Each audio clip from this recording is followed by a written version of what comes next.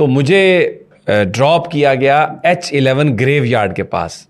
तो मेरी आंखों पर पट्टी थी बिल्कुल, और मैं कुछ नहीं देख पा रहा था। सिर्फ पट्टी नहीं थी, वो पूरा एक वो था जो कपड़े से बांधा हुआ था, फिर उसके ऊपर एक था, फिर उसके ऊपर एक और कपड़ा था।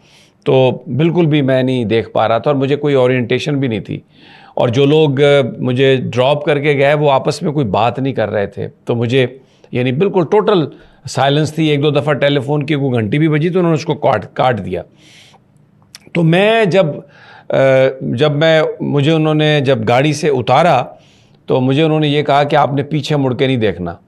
और तो मैंने उनसे पूछा कि ये क्या, कौन सी जगह है?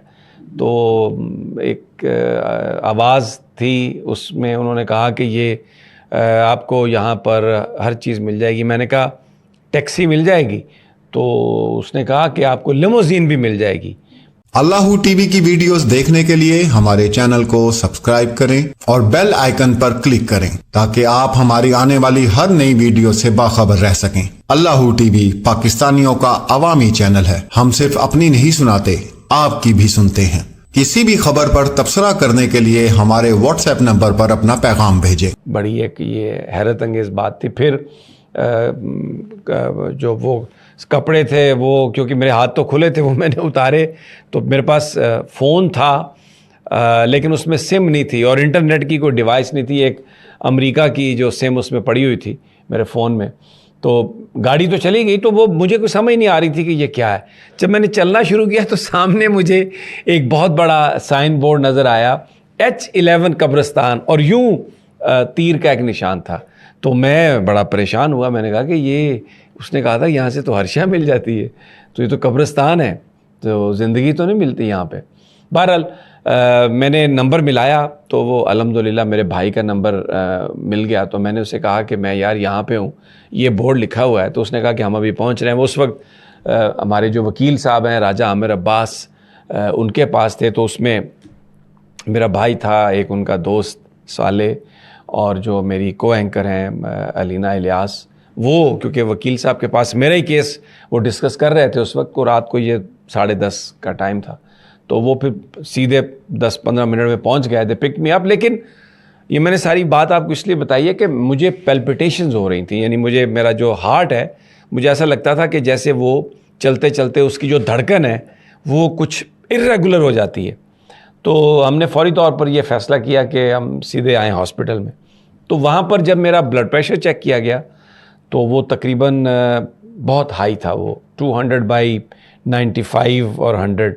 अच्छा, मुझे क्योंकि 4 स्टेंट पड़े हुए हैं, आम हालात में ये ब्लड प्रेशर जो है हाई तो है, लेकिन इसको शायद आप, मतलब वो बहुत ज़्यादा आप नहीं समझ सकते कि कोई ख़तरनाक है, हाई है। लेकिन क्योंकि स्टेंट पड़े हुए हैं तो दिल कमज़ोर है, प्रॉब्लम है उसमें, तो हार्ट अटैक हो सकता है। तो फौरी तौर पर फिर मेरे वहाँ पर टेस्ट किए गए, मेरी ECG वगैरह की गई, एको किया गया, सारे ब्लड लिए गए, कार्डियक जो एंजाइम्स हैं वो भी चेक किए गए। फिर मेरा जो डॉक्टर है, क्योंकि मेरी जो स्टेंटिंग है वो अमेरिका में हुई है, डॉक्टर जावेद सलमान, मेरे बहुत अच्छे पाकिस्तानी ज़बरदस्त वो डॉक्टर हैं, माउंट सिनाई हॉस्पिटल जो है उसमें वो। तो उनको फौरी तौर पर मैंने वो अपनी ECG जो है वो व्हाट्सएप के ज़रिए भेजी। सबसे पहले तो वो भी परेशान थे क्योंकि मैं डिसअपीयर था, गुमशुदा था। तो उन्होंने कहा कि यार, एक तो बहुत अच्छा लगा कि तुम्हारी आवाज़ भी आई और मैंने ये तुम्हारी रिपोर्ट देखी है। तो उन्होंने मुझसे यही कहा कि अभी यहाँ पर आप एंजियोग्राफी नहीं, आपने नहीं करवानी, आप ये फर्दर टेस्टिंग करें, थोड़ा इसको एक दफ़ा काम डाउन करें और देन विल सी कि क्या हमने करना है। तो वो उस वक्त राजा आमिर अब्बास ने वो तस्वीर ली। तो मैं वहाँ पे रहा उस रात हॉस्पिटल में।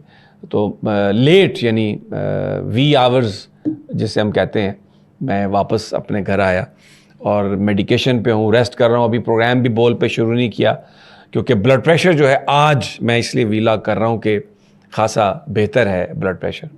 और मैं एक बात सिर्फ आपसे कहूँगा कि देखें, लाइफ में हमारे बहुत सारे ऐसे वाक़यात होते हैं, बिटर वाक़यात होते हैं जो हम नहीं चाहते कि हों।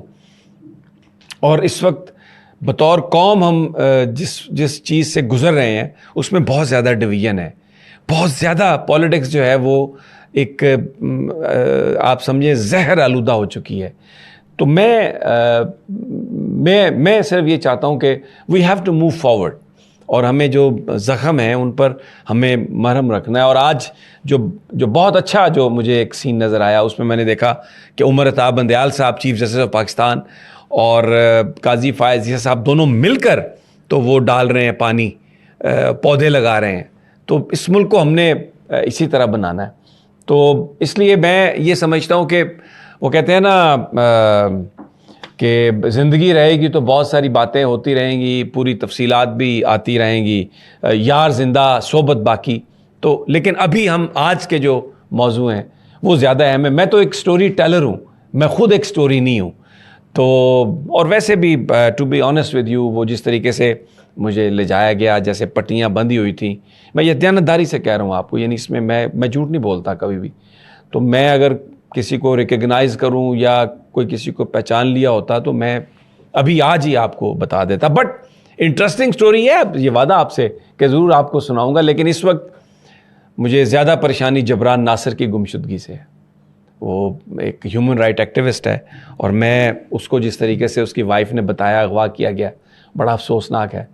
अथॉरिटीज़ को चाहिए कि वो उस पर ज़रूर उसका एक्शन लें। ये मैं हामिद मीर का जो मैंने अभी देख रहा था, जो ट्वीट उन्होंने किया कि enforced disappearance of Jabran Nasir is a message for all those believe in rule of law and freedom of expression. One can disagree with the views of Gibran, but he is not a supporter of PTI. He never participated in May 9th violence. तो दोस्त जिन्होंने भी उनको अगवा किया है, कुछ नहीं हम कह सकते कि कौन है। Without evidence you can not blame any one, किसी पे आप रिस्पॉन्सिबिलिटी नहीं डालते। लेकिन उनकी वाइफ ने कहा कि वो डिनर करके वापस आ रहे थे तो रास्ते में, तो ये एक ऐसा इशू है जिस पर तमाम जो पाकिस्तान के लोग हैं वो कंसर्न हैं, क्योंकि जबरान जो है मज़लूम लोगों की आवाज़ उठाता था। तो अल्लाह करे वो खैरियत से हो और खैर खैरियत से वापस आ जाए। और दूसरा इशू चौधरी परवेज़ इलाही की गिरफ़्तारी है, जिस तरीके से उनको गिरफ़्तार किया गया। और उसमें मैंने देखा एक कोई सरकारी अफसर है जो वो लुटियाँ डाल रहा है, भाग के आगे आ रहा है, पीछे जा रहा है। चौधरी साहब की उम्र जो है वो 76-77 साल उनकी एज है, बीमार भी हैं, स्टेंट भी हैं, और उनके ऊपर कोई इस उम्र में दबाव वगैरह नहीं। मोनस इलाही का जो ट्वीट आया था कि पहले भी यही कहा था मेरे अब्बा और वालदा ने, और 3 दिन पहले भी यही कहा कि हमने जो अपना जो सियासी कोर्स है उसको हम नहीं छोड़ेंगे, उससे हम पीछे नहीं हटेंगे। तो चौधरी साहब के आज विजुअल्स भी आपको सबको नज़र आए, हंसते मुस्कुराते। रासख जो उनके साहबजादे हैं, मोनस के छोटे भाई, वो उनके साथ थे। तो जिस अंदाज़ में उनको एक बुज़ुर्ग को धक्के दे के ले जाया जा रहा था, मुझे लगता है एंटी करप्शन वालों को परहेज़ करना चाहिए था। ये आप गिरफ़्तार कर सकते हैं, अगर किसी पर चार्जेस हैं तो कोई किसी को इतराज़ नहीं गिरफ़्तारी पे। आपने गिरफ़्तार किया, अदालत में पेश किया, बिल्कुल ज़बरदस्त ये कोर्स ऑफ एक्शन है। लेकिन अगर आप धक्के देते हुए तेज़ एक बंदे को जिसको स्टंट पड़े हुए हैं, हार्ट का भी इशू है, प्रोस्टेट का भी इशू है, और भी कई इशूज़ हैं, तो नामुनासिब है। ऐसे विजुअल्स जो हैं वो हमारे मुल्क के लिए कोई अच्छा वो इमेज नहीं उसको लेके आते। और फिर उन्होंने तो अब ये कह दिया कि मैं जहाँ पर जो मेरा पॉलिटिकल कोर्स है मैं उसी पर रहूँगा। तो बहुत सारे लोग जो हैं उन्होंने छोड़ा भी है उनकी, लेकिन उन्होंने अपने जो भी बयान दिए हैं, जो भी हैं, वो ज़ाहिर है पॉलिटिक्स बड़ा बेरहम खेल है। जो आप कर रहे हैं लोग उसको देख रहे हैं, और आप लोगों को बेवकूफ़ नहीं बना सकते। अगर आज कोई ये आके मैं अगर कोई झूठ बोलूँ तो आप मुझे पकड़ लेंगे कि भाई समी इब्राहिम साहब आप झूठ बोल रहे हैं।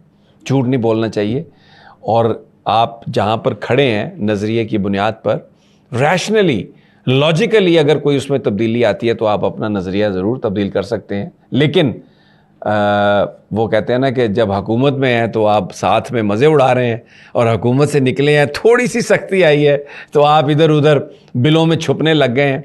इसको लोग पसंद नहीं करते। सियासतदान का जो काम है वो बहुत ही उसको देखा जाता है, और सहाफ़ी का भी, आपको झूठ नहीं बोलना। तो मेरा आज ये पहला वीलॉग है बड़े अरसे के बाद, तो मैं आपसे कनेक्ट होना चाहता था, आपका शुक्रिया अदा करना चाहता था।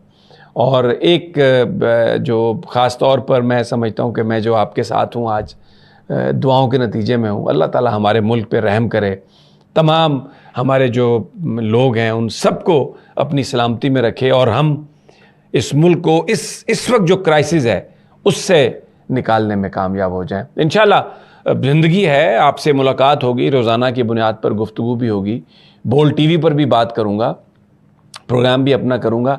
अभी कुछ ये सेहत की वजह से और आज मज़ीद कुछ टेस्ट होंगे तो कुछ अंदाज़ा होगा कि ये जो मेरा दिल है अब ये किस रफ्तार से धड़क रहा है और क्या ये हमें पैगाम दे रहा है, वो भी इंशाल्लाह आपके साथ शेयर करेंगे। मज़ीद आपसे दुआ है कि अल्लाह ताला हम पे रहमत करे और अपना प्रोग्राम का इख्तिताम मैं इस दुआ से करता हूँ कि अल्लाह मेरा भाई इमरान रियाज़ ख़ान वो भी खैर खैरियत से वापस आए अपनी फैमिली में, उसके बच्चे, उसकी बीवी, और अल्लाह ताला मुश्किलें आसान करे। अल्लाह टीवी की वीडियोस देखने के लिए हमारे चैनल को सब्सक्राइब करें और बेल आइकन पर क्लिक करें ताकि आप हमारी आने वाली हर नई वीडियो से बाखबर रह सकें। अल्लाह टीवी पाकिस्तानियों का अवामी चैनल है। हम सिर्फ अपनी नहीं सुनाते, आपकी भी सुनते हैं। किसी भी खबर पर तबसरा करने के लिए हमारे व्हाट्सएप नंबर पर अपना पैगाम भेजें।